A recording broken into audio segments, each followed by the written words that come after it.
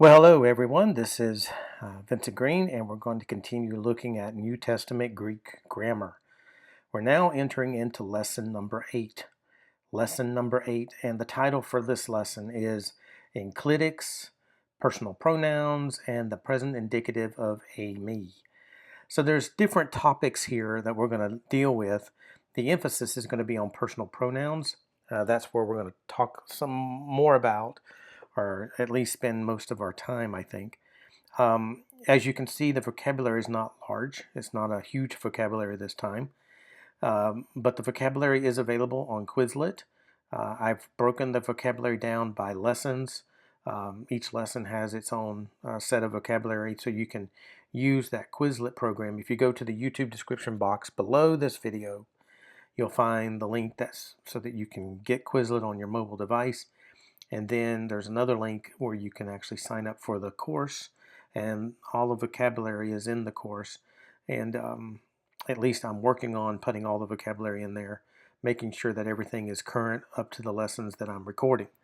So I'll also have worksheets and quizzes that you can use to kind of test yourself, and then I'll provide the answer keys for those as well. So all the links are in the YouTube description below. So you can get access to all of that. But let me just kind of walk through. I'm not going to look at the vocabulary yet, except for as we need it. But most of the vocabulary is going to be in our lesson discussion. So you can see the vocabulary listed here.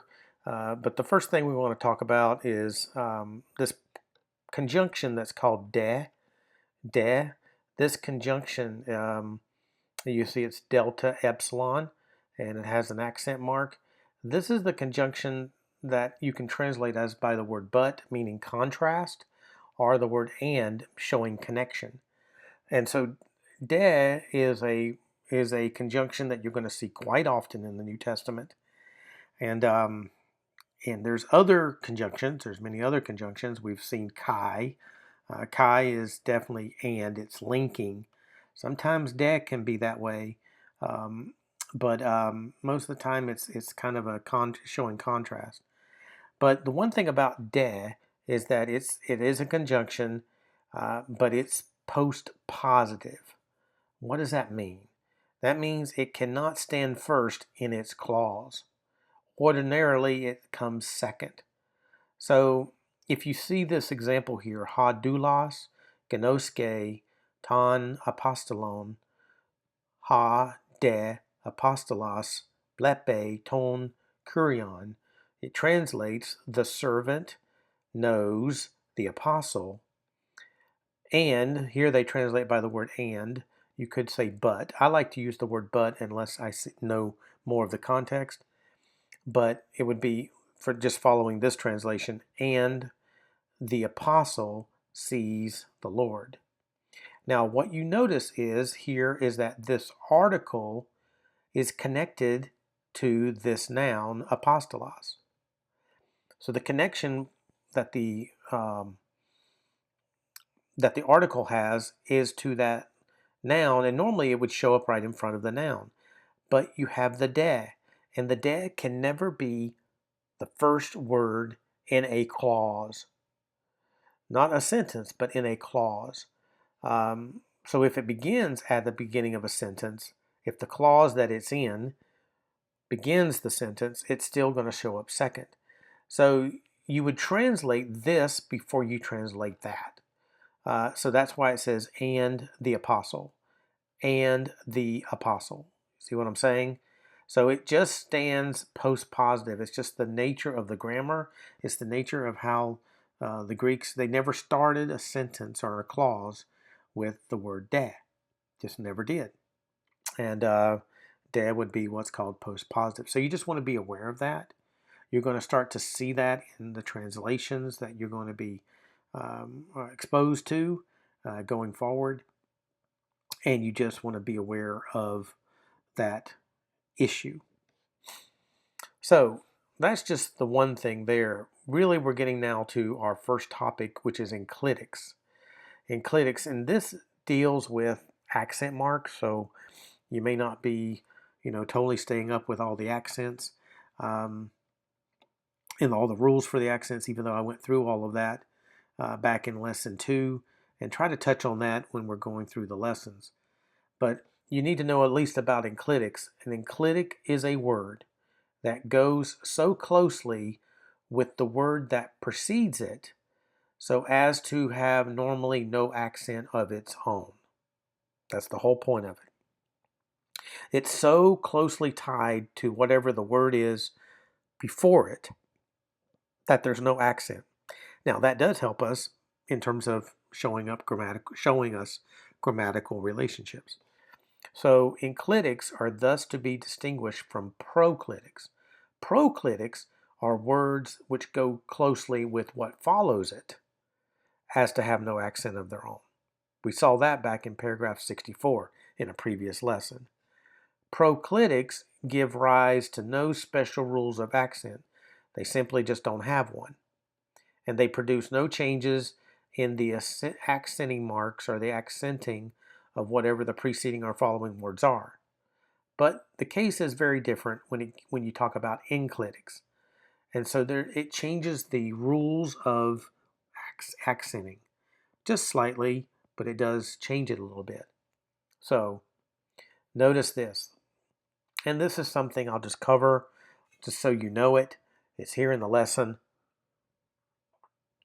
I don't want to skip over this. So the word before an enclitic does not change an acute on the last syllable to a grave. So notice this. Normally you would say if you have an accent mark on the last syllable, okay? We learned this back in lesson 2. Normally this is how it would look. The accent, which is normally acute, would turn to a grave if it's on the last syllable, as long as there's another word following it. Any word following it.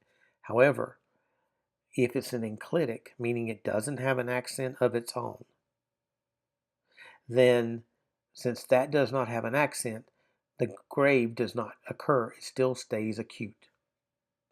So normally if this word had an accent mark, then this accent would change to a grave. It would look like this because it's on the last syllable. And this one also has an accent mark, but since it does not, literally the Greeks would pronounce this so closely together, adafasmu. It would sound like one word when you heard it spoken. That's why there's no separate accent mark on this enclitic, because it connects back not just grammatically, but phonetically back to the previous word, adafasmu, which it sounds like one word, not two separate words. So that's why the accent stays like it does, just so you know that, okay? Now, if the word before an enclitic has an acute on the antepenult or a circumflex on the penult, it can take an additional accent. So notice this. Anthroposmu, doransu, anthropos estin, doran estin. So you see that these enclitics here, they do not have accent marks. That's a breathing mark, not an accent mark. And so if you notice, here's the first accent mark right there. There's a second one. Here's the first one. There's a second one. Here's the first one. There's a second one. Here's the first one. There's a second one. So he's using these examples to show you that if you have if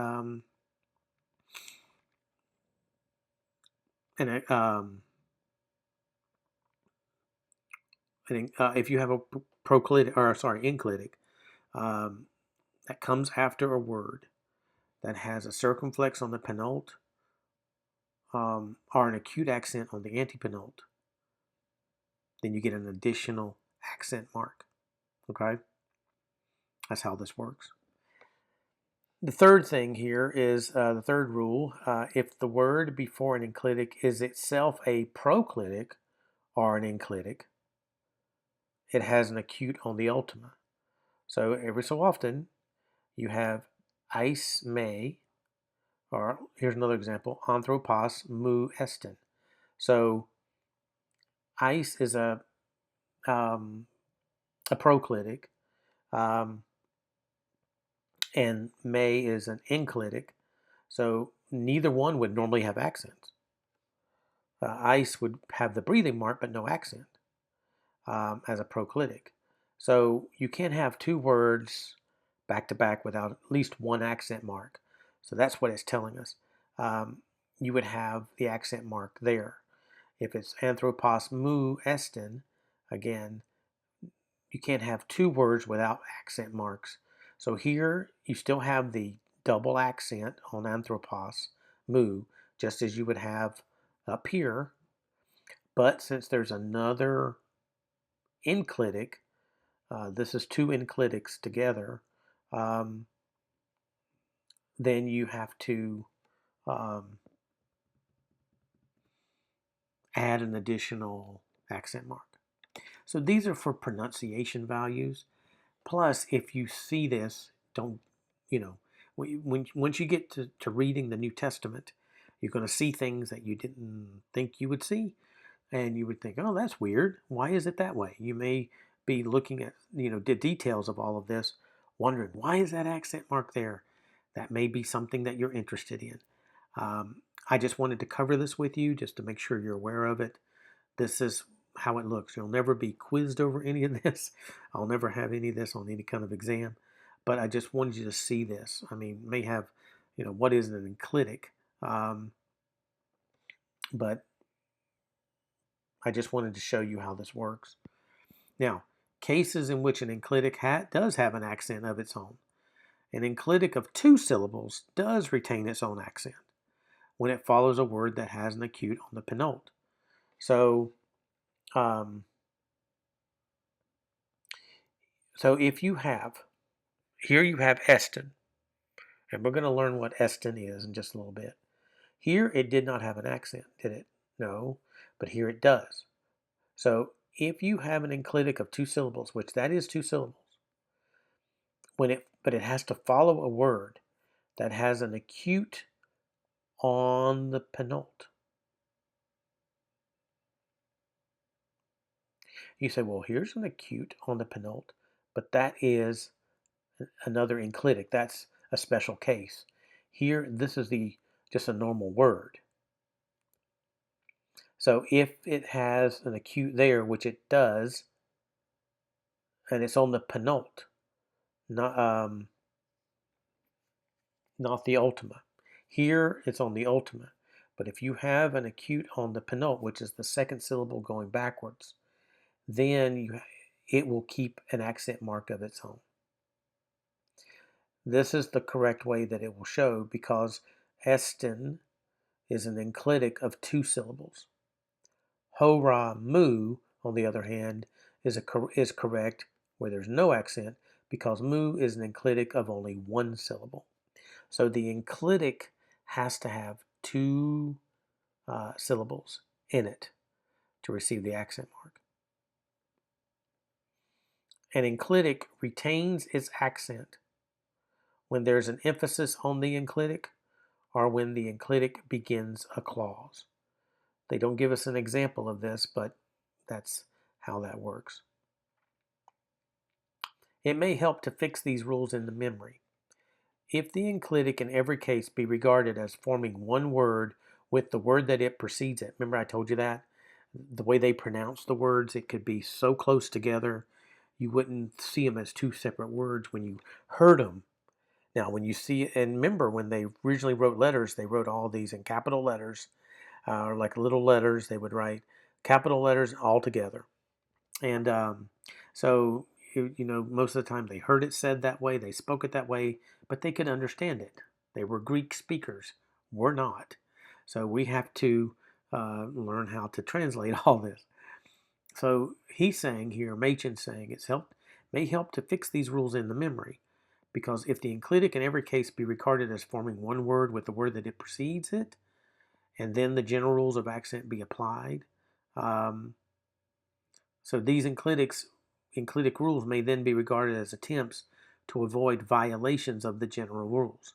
So think of it like this. Thus, if you have anthropos estin, looks like one word, doesn't it? Or anthropos mu, or anthropos me, be regarded as one word, the accent of that word violates the general rule that the accent cannot go back further than the antepenult. And ron mu violates the general rule that the circumflex cannot get back further than the penult. So if you think of it as one big word, because that's the way they pronounced it, then you're violating the rules of accents, because now you've made a new word out of this. Think of this as a word in the vocabulary, even though it's not. You'll never see a word like that. This is like a hypothetical, because this is the way it would sound to the hearer. So by having a word like this, that is the wrong kind of accent. It needs to change. So what they're doing is, since it's technically two words, but it sounds like one word, they've changed the rules of accents so that it's correctly being accented, so that these words are correctly being spoken when they're originally given. So these rules are not arbitrary that we just covered. They're really helping to make sure that everything is done correctly, that everything is said correctly. So what is actually done is to put in an additional accent to break up the long series of unaccented syllables. So following out a similar principle, the accent of hora estin would become hora estin, or hora estin is hora estin, trying to maybe show the difference in pronunciation.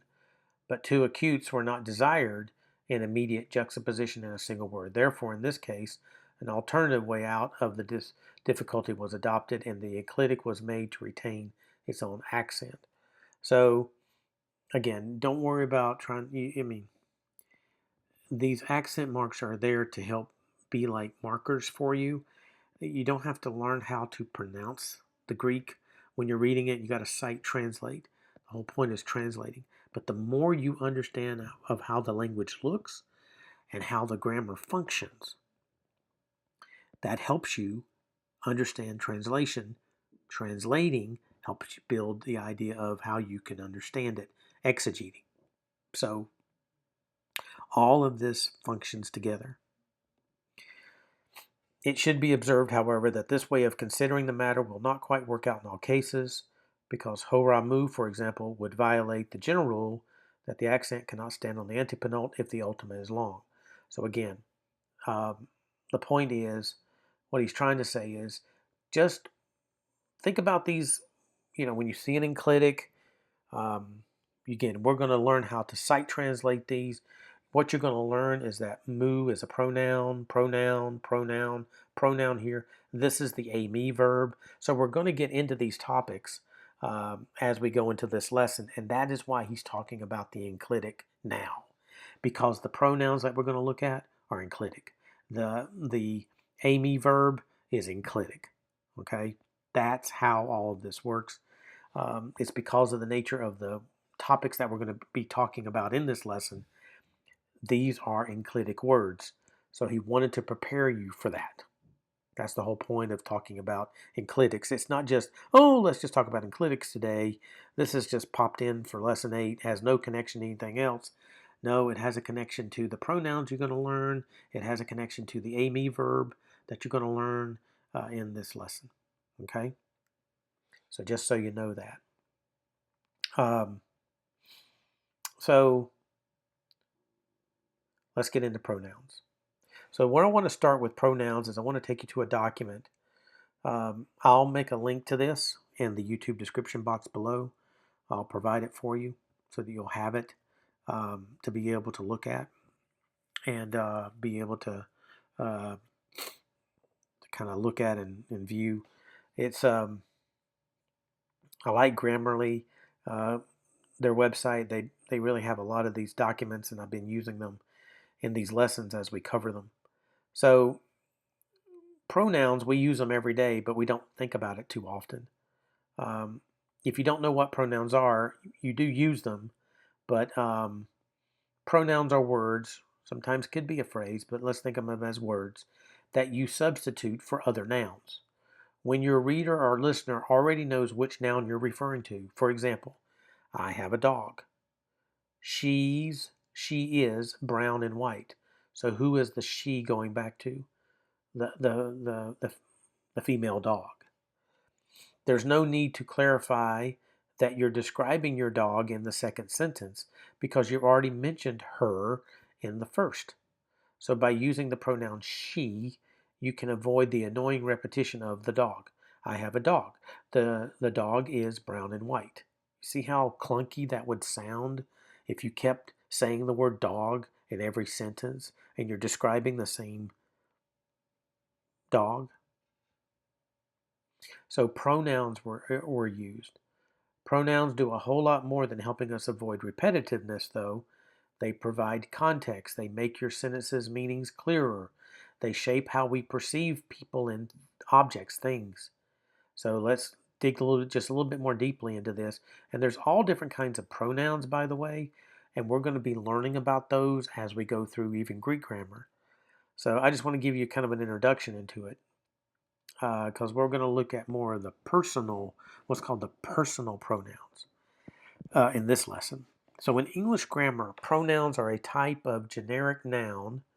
So they're in the noun classification, but that's why we use the word pronouns. So the word noun shows up in its term, and it helps us to see that it's classified in the noun category.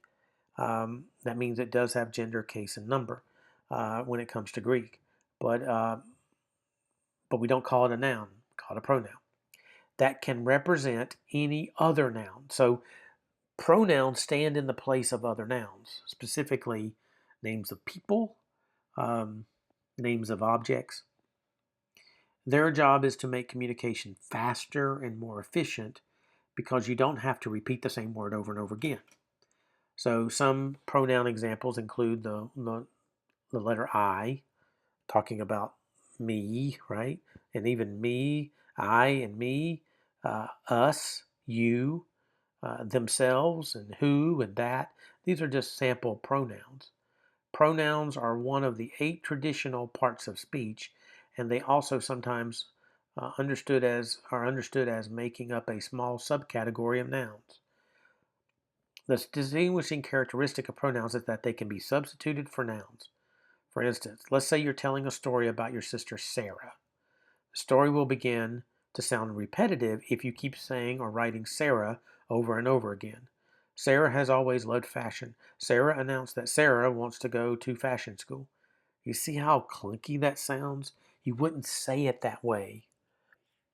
You could mix it up and put in other pronouns. Sarah has always loved fashion.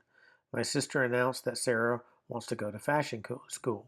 That's a little bit better, but you can also just use the pronoun she. Notice this. Sarah has always loved fashion. She, who's referring back to Sarah, announced that she, again referring back to Sarah, wants to go to fashion school. So when you see pronouns, you want to ask yourself the question, what is it referring to? What noun is it pointing back to? Is it a person? If it's a person, there's going to be certain kinds of words used, certain kinds of pronouns. If it's a male or a female, if it's male would be he, female is she, and in some languages they don't distinguish between male and female. In the Philippines, in Tagalog, they have the word siya, and siya can refer back to a male or a female. So it's a Tagalog pronoun.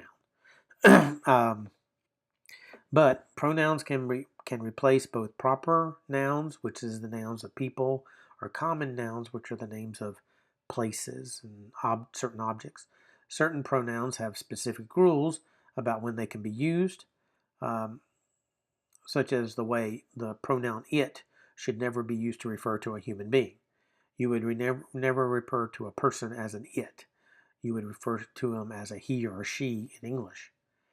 That may not work in all languages, but it does work that way in English.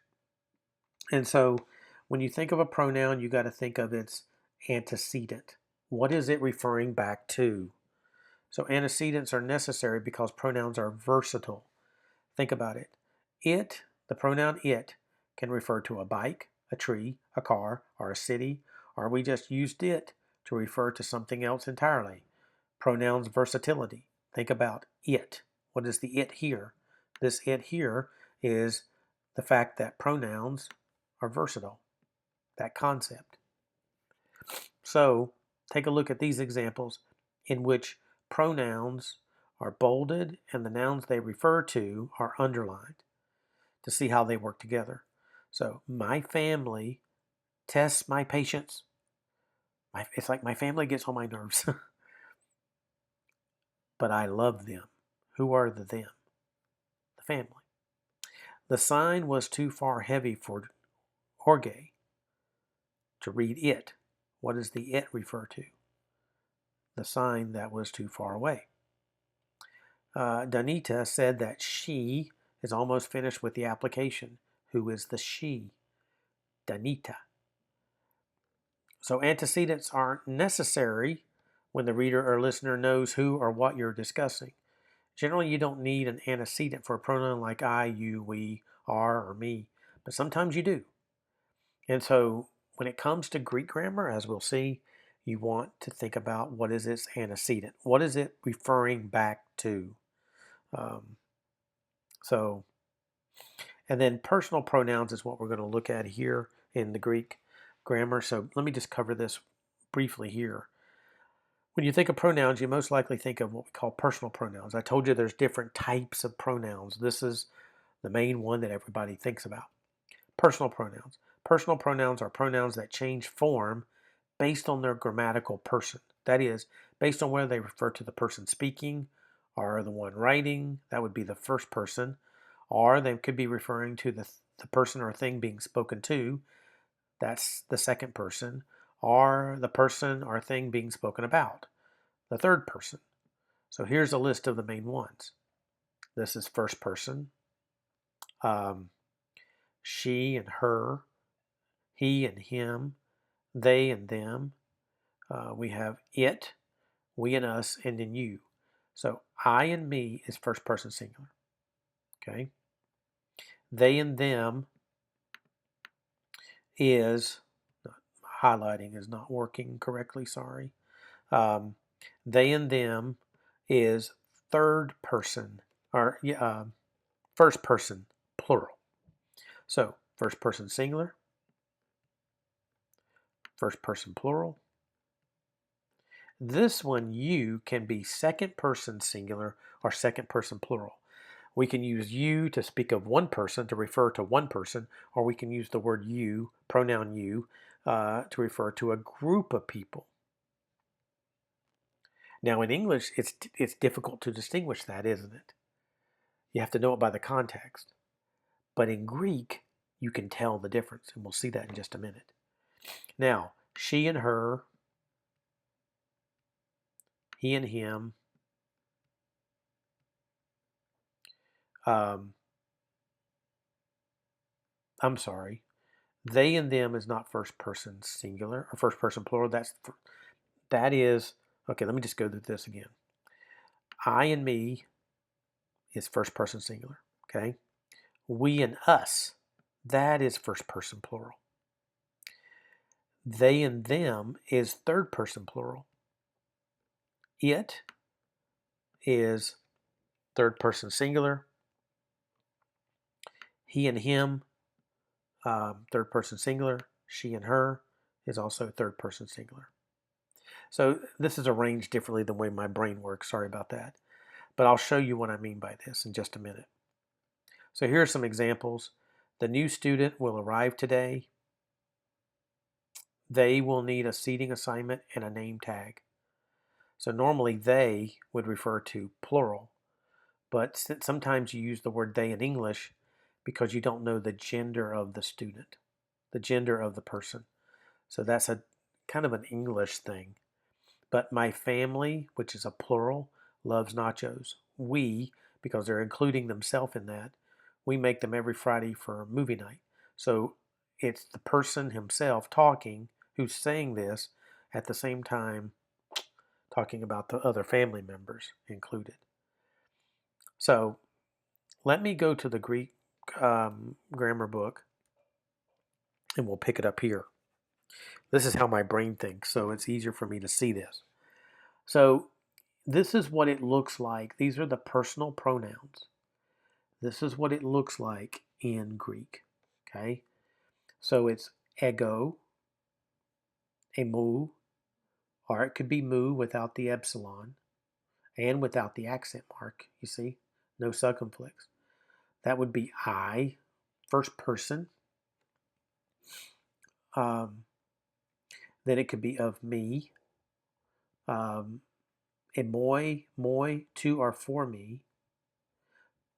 Ame or may could be me. So this is all first person singular right here. And so that could be in the nominative case, the genitive case, the dative case, or the accusative case. And the I changes to me when you're in genitive, dative, or accusative. When you're in the plural of this is the first person.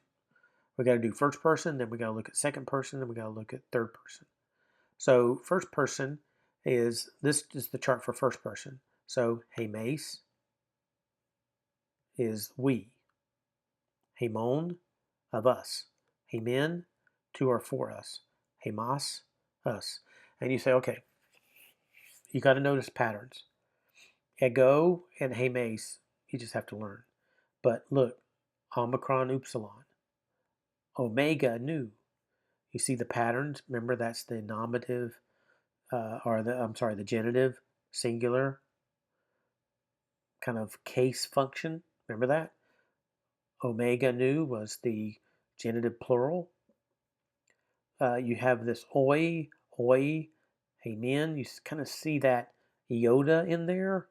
That tips you off to the dative. And then me and hemas. So you're going to see parallels, and you'll pick up on these, and you'll see these parallels to previous paradigms, previous noun paradigms that we've looked at, and you'll see some patterns that you can follow in learning these. That is the paradigm for first person. Now, the forms of a mu, a moi, a may, they're the forms used when emphasis is desired. The unemphatic forms don't have the epsilon and don't have the accent. They're the enclitic forms. And so if you see this, there's no emphasis. If you see these, then there's an added emphasis to the whole thing. And the way I usually show this in translation is you can, kind of works this way. You can underline the translation that goes with this to show the emphasis. That's the way I would do that. And so when we do translation work below, when we get to our translation, if we have one of those, I'll make sure I try to find a sentence that has one of those, maybe emphatic forms, and I can show you how I would do that in translation, how I would show that in translation. So now we got the second person. Now, Machen uses the Old English, but really it's you, Y-O-U, and then hemes, that's the plural, nominative plural, that's ye, but you. So I'll show you how I do this in translation. Sometimes I'll put you, but then I'll put a parentheses, SG period, right after the word you. So right after when I use the word you, because I don't use thou and ye, I use the word you all the time. So he is using an Old English designation to show the difference between singular and plural.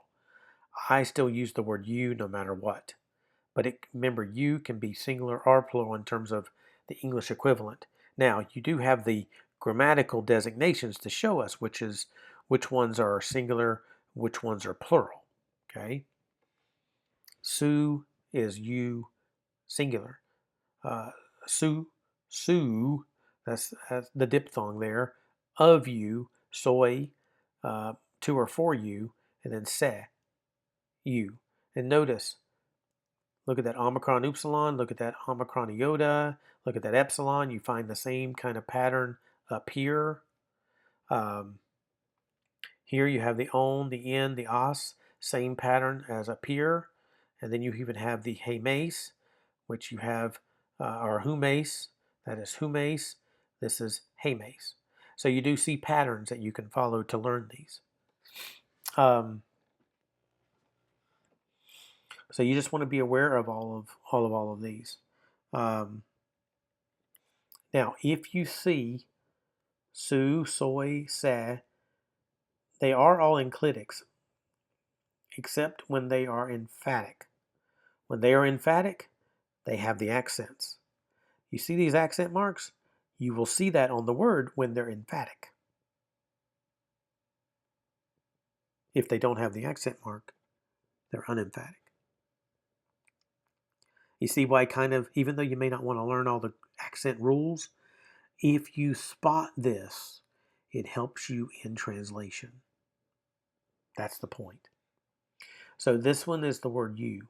And so when I have an English translation, I'll put you, I'll type the word you, then I'll put in parentheses after it, SG for singular or PL for plural, to show the designation for myself. That's how I like to do it when I'm translating. Okay, let's keep going. Here we have the declension of personal pronoun of the third person. So third person, it could be masculine, feminine, or neuter, he, she, or it. If it's he, it's referring back to a masculine noun, which could be a person or some kind of object that is masculine. If it's she, meaning it could be feminine, right? It's referring back to a feminine noun, could be a person, or the noun could be in the feminine gender. That's a possibility as well. It, that's the impersonal personal pronoun that's referring to an object. So you'll see how this works in translation. But here are the different paradigms. So again, you got patterns that you can follow, but it's autos, alte, auto. So the third person declension, and there's the plural forms.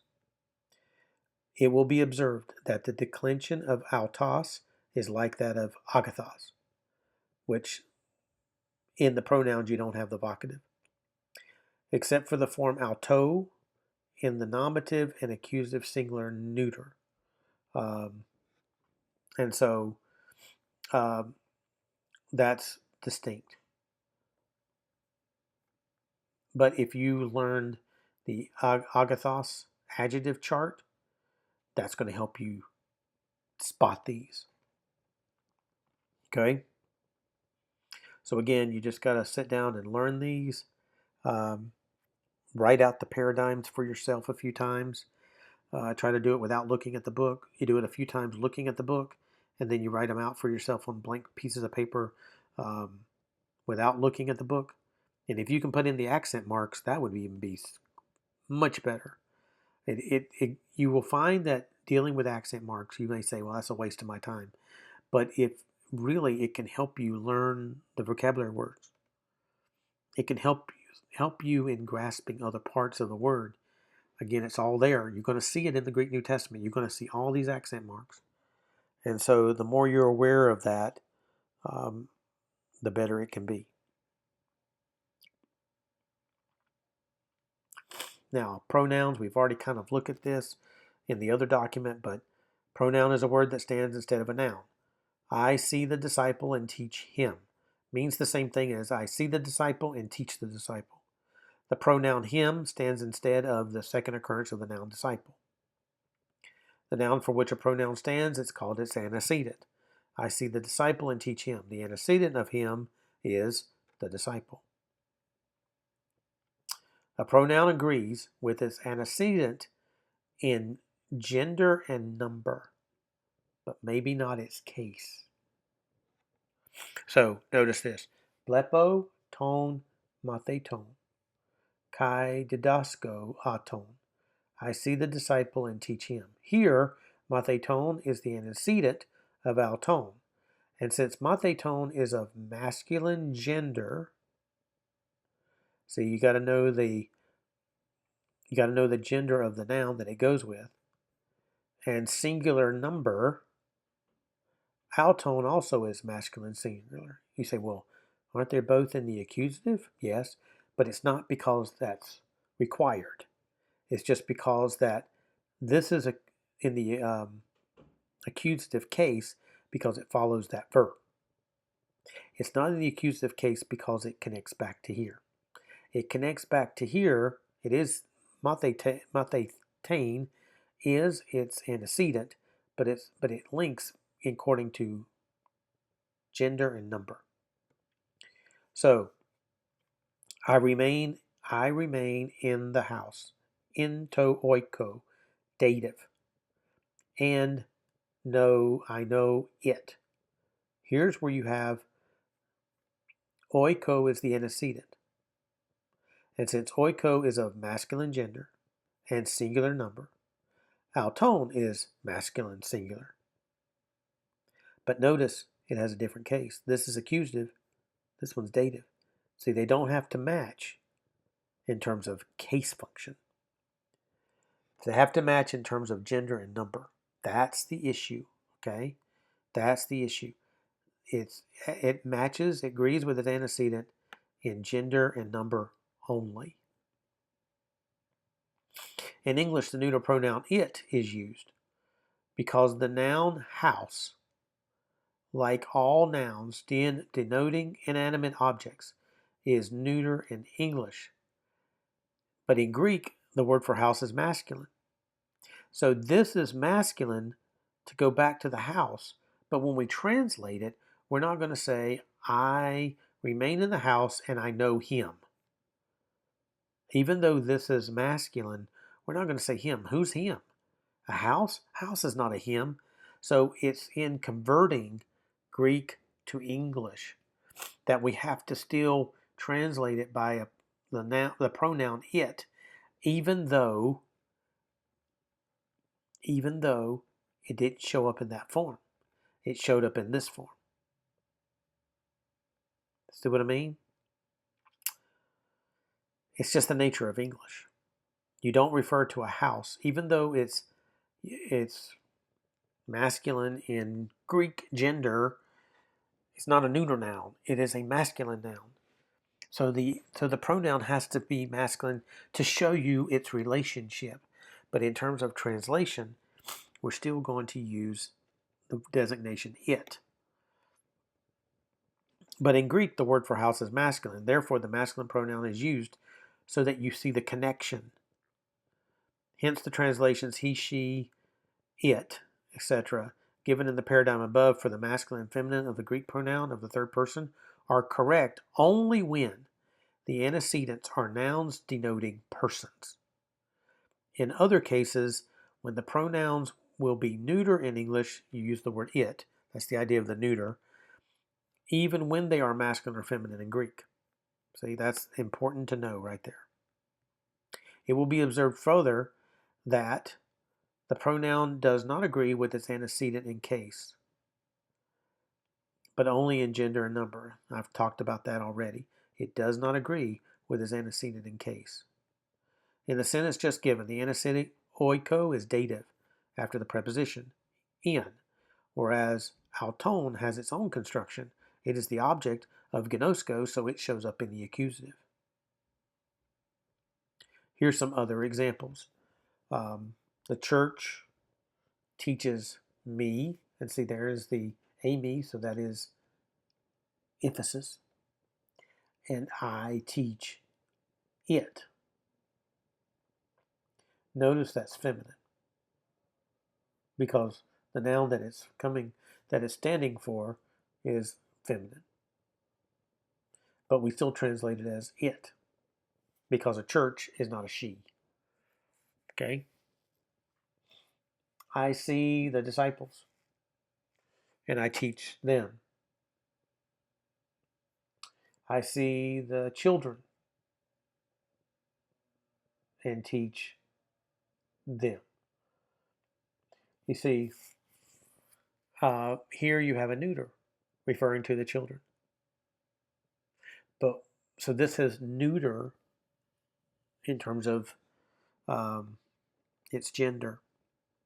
But we still use the personal pronoun them because it's still referring to people.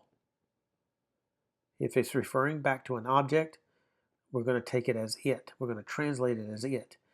We only translate it as he when it's a male person. We translate it as she when it's a female person.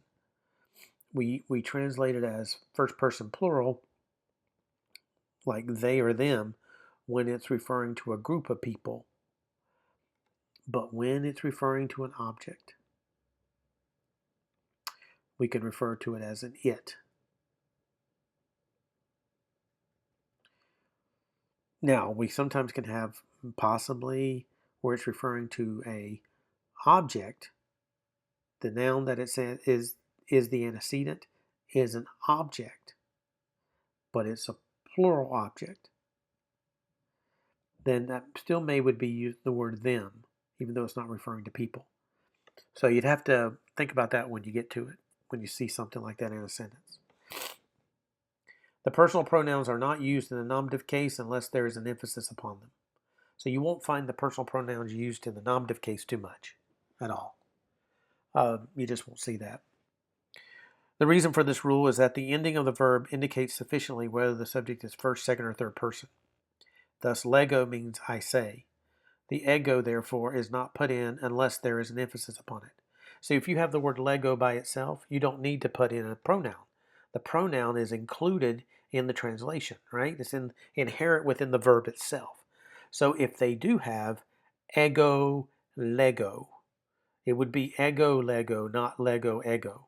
So the pronoun would show up before the verb. If you see ego, lego, what does that tell you? There's an emphasis on the pronoun. So, thus in the sentence, ego, lego, su, de, graphes, I say, but you write. And so when you have the appearance of the nouns or pronouns with the verbs, even though you don't need it for translation purposes, when you do see it, that means there's an emphatic emphasis being placed, and it's usually in this case because of the contrast with each other. So in the sentence ego lego, I say, the natural inference is that someone else does not say. That's so you can, if you see ego lego, if you see ego being used or su being used, these personal pronouns being used with the verbs, and then it still has an antecedent going back to a noun. But if you see it with a verb, you shouldn't have to, because the verbal idea itself, the verbal word, contains the pronoun with it. But when you do see it, that means there's an emphasis. Now, autos, that's the third person pronoun, is almost never used as a personal pronoun in the nominative case. The place of it in the nominative is taken usually by certain other words. And it itself has, in the nominative case, a use distinct from its use as a personal pronoun, and we'll talk about that later. So just hold off on, just be aware of that moving forward. There's something in a future lesson that talks about autos, and we'll get to that when we get to it. To express possession, the unemphatic forms of the personal pronoun should be used. So in the English phrase like my word and the like should be turned around into the form of the word of me before they are translated into Greek. So think of it, ha logos mu, my word. The word of me is my word. Ha logos su, the word of you, your word, and that's singular. Ha logos autou, the word of him or her, her word or his word. Well, his word is autou. Her word, ha logos autes. So that's feminine. Her word, ha logos autou, can also be its word. And their word, ha logos auton. So you see the pronoun in the genitive coming after the noun. But they go together. If it is desired to emphasize the possessive idea, like my word, there is a thing called the possessive adjective, which we will learn that later. And sometimes that's ordinarily used instead of the genitive of the personal pronoun. So there is a possessive aspect to Greek. They do have a certain way of saying my word. That shows a possessive. So after prepositions, the emphatic forms of the personal pronouns are ordinarily used. So if you see like out of me, not ek mu, or ape, but ape emu, not apo mu, dia emu. So if you see a pronoun being used as the object of a preposition, then what do you have? You have the emphatic forms. Does it mean they're an emphasis? Not technically if it's in the pronoun, or if it's a pronoun, personal pronoun showing up in the preposition. But there are exceptions. You could see pros me, that's the unemphatic form, then that is a preposition. Sometimes that's just the common way that shows up. And why that's the case, there's probably a reason. He doesn't get into it here.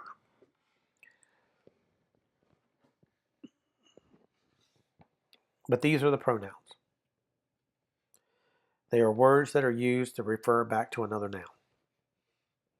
And you just have to be aware of this.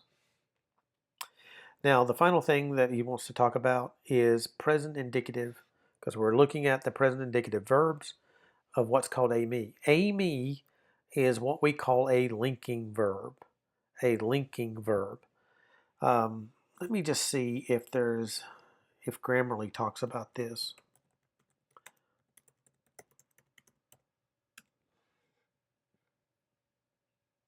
So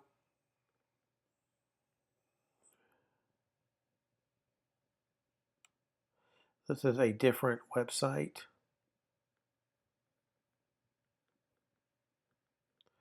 Let me go to this one. So linking verbs. I'll make sure this one's in there too. Linking verbs are verbs that don't show an action, but rather describe the subject in the state of action.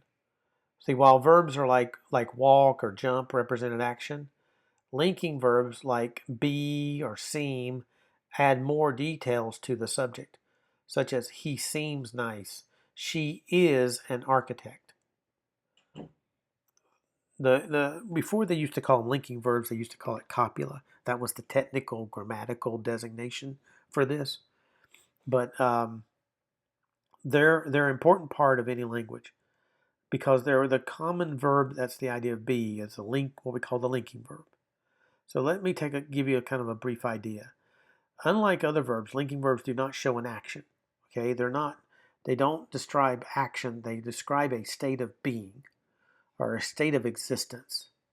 More accurately, the only action they show is merely existing. That's why I say state of existing. Linking verbs simply explain the state of the subject, not the action that the subject is taking, that he's doing, or she is doing, or it is doing. So think of these examples. I am 13 years old. She seems sad today. This place looks like a mess. Especially this I am. It's describing the state of the person, and the I is a pronoun. The person who's saying this, I am 13 years old. I'm in the state of existing in terms of I'm 13 years old. So linking verbs, every sentence has two parts, a subject and a predicate. The subject is the noun that performs the action of the verb and typically comes at the beginning of a sentence. With normal verbs, the predicate describes the action done by the subject. Tamara went to the store. That's an action word, right? The word went. Here, Tamara is the subject. The verb is went.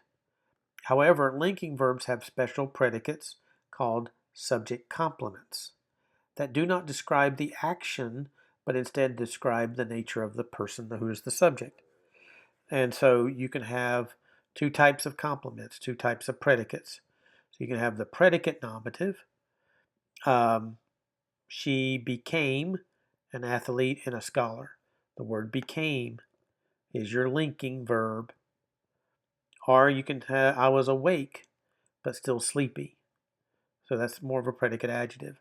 The point I want to make is they're getting into more of this than I wanted to at this point.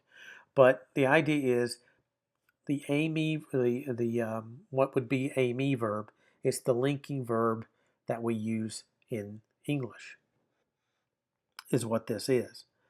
So when we think about this, the present indicative of the verb eīmī is I am. So this is describing a state of being. I am, you singular are, he is, or you could say she is, or it is, he, she, or it could be put here. Esmen, we are. Este, you plural are. And essin, or sc, they are. It does have the movable nu. So all these forms except a are enclitic. Okay. The accents given in the paradigm occur only when required by the rules given in number 92 above. So that's why they put these in there. And you can see that esten and asen have the movable nu. We talked about that in paragraph 44 in our previous lesson. The verb eīmī, since it's the linking verb, takes what we call a predicate nominative. Doesn't take an accusative to complete its meaning. So notice this. The apostle is a man. So this is not the apostle man is. Don't translate it that way. The apostle is a man. Why did I translate it that way? Because that's nominative. That's nominative. Because this esten, think of it, it links the subject to the predicate, to what comes after it. And so they have to be in the same case. And since this had the article with it, I took this as the subject. Ha anthropos, or apostolos, sorry, that is your subject. Anthropos would be your predicate nominative. The apostle is a man. Or here, the apostolos, esten, agathos. The apostle is good. Remember how we had that construction in adjectives? But we didn't have the esten there, did we? And so now you can actually state the same kind of thing, describing the apostle as good within the construction of it if you actually put the linking verb in there. So think of it this way. In the sentence, the apostle says the word. It is asserted that the apostle does something to the word. The word is therefore the object of the action, not the predicate nominative, denoted by the verb. That's why it's in the accusative case. But when you have in the sentence, the apostle is a man, it's not asserting that the apostle does anything to a man. The man stands here not in the accusative, but in the predicate nominative. So it's functioning, this one's functioning as the subject. This one's functioning as the predicate part of the sentence, even though it's in the same case. Because you're stating the state of being. So certain verbs, because it is a verb, but it's not describing action, it's describing a state of being. Now, some languages, when you have the translation as I am or he is, when you have that, you don't even have a verb in the actual sentence like that. It's just implied. But in Greek, they can actually state it. And so you can actually see it. We call it the eīmī verb, which is the linking verb in terms of English grammar. We call it the eīmī verb in terms of Greek grammar, but they function in the same way. So you just want to be aware of that. Okay? You want to be aware of that moving forward. Going forward, you want to know that. So this is what you need to learn, and the vocabulary for today's lesson is there's your autos, alte, alto. It's the pronoun. That's the third person personal pronoun. He, you could have she, you could have it. De is that conjunction, but and that stands post positive. Ego is the first person personal pronoun, I. Su is the second person personal pronoun for you. And then eİmī verb for I am. So everything in the vocabulary are things that we dealt with directly in the lesson. So they have all this grammar attached to it. So just be aware of that. Now what I'm going to do next is have a different video, and we're going to look at some of these sentences here. Let me go down to these. I'll pick out some of these sentences and we'll do some translation and work through it. And I think that'll be helpful for you in terms of all of this. So anyway, this is where we're at. But let me pray for us and dismiss us.